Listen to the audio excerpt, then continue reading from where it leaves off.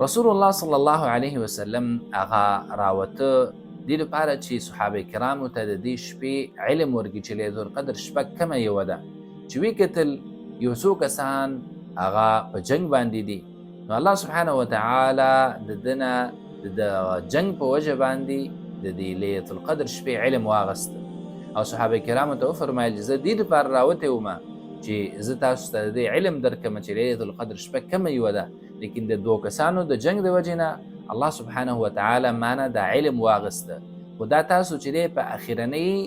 عشره کې ولټوئ او بیا په طاقو شپو کې ولټوئ، لکه 21مه،